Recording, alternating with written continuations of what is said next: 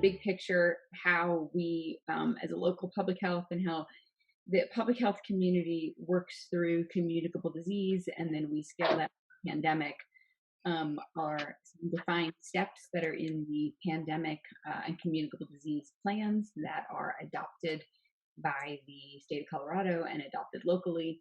These include surveillance and testing, investigation of disease, control of disease, mitigation efforts. Enforcement can be a part of mitigation efforts.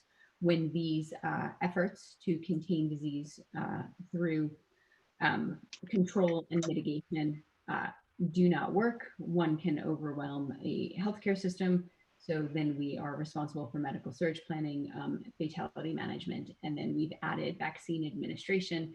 But as we sort of integrate this whole plan, vaccine administration becomes part of a mitigation strategy. But this slide describes the state of Colorado's phases for vaccine currently. Colorado is still completing phase 1A and has moved into 1B. And so 1A were our highest risk healthcare workers. 1A, the state of Colorado chose to use the hospital system as the delivery system for highest risk healthcare workers. Colorado moved into 1B probably about 2 weeks ago. 1B is divided into 1B above the dotted line and 1B below the dotted line. 1B above the dotted line are healthcare workers who are moderate risk, meaning less contact with COVID patients. First responders were part of 1B, and then individuals over 70 are the part of 1B that is above the dotted line.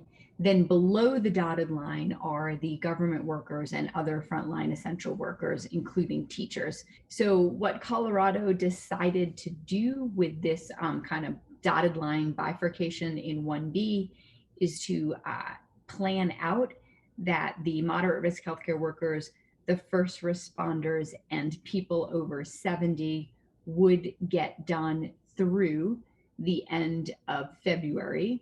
When they say done, they mean that 70% of people over the age of 70 and a sizable portion of moderate healthcare workers, moderate risk healthcare workers, and first responders will be through.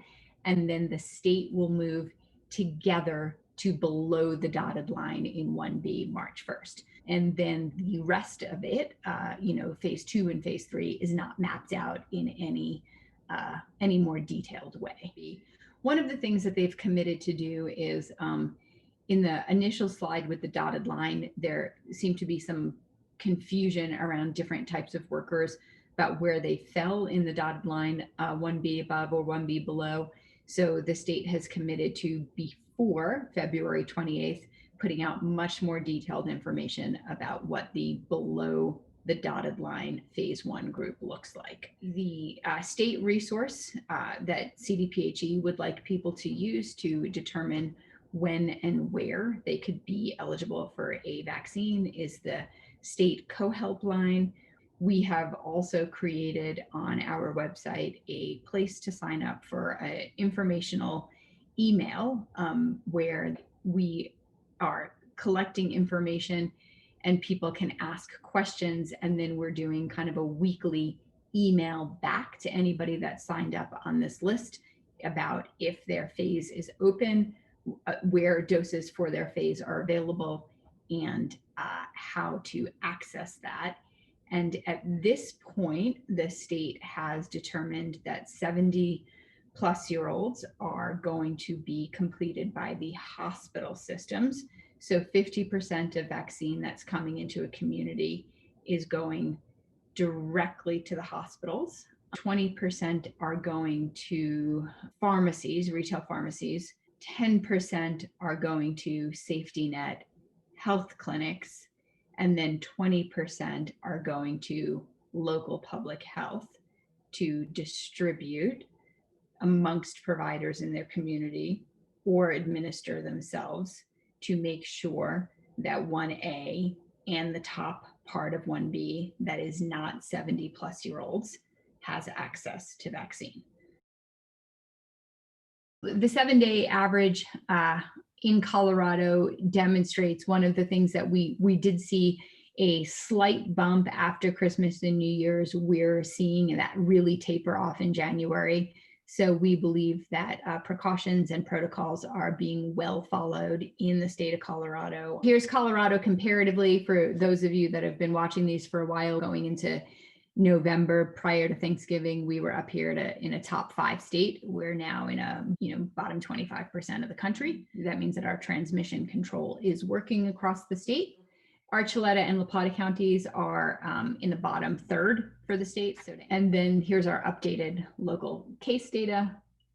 This is our cumulative numbers. It just shows kind of when our growth was and when we're leveling off. I think this one's really important to look at. We were headed down to below severe risk case incident rate in La Plata County when the governor moved all of the severe risk counties into orange, which is high risk. At that point, we were climbing, and this was our post-holiday.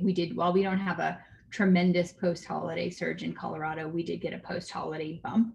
So we have been in severe risk case incident rate since we were moved to high risk protocols by the governor on January 4th. We are now starting to see that come down. So we'll track that, and hopefully that will come down, and our risk level of cases will more closely match our protocols that are in place at the governor's order. All of this is available on our website. Anyone can find any one of these slides. We try to put in, when available to us, kind of the benchmarks for when we're in different risk levels.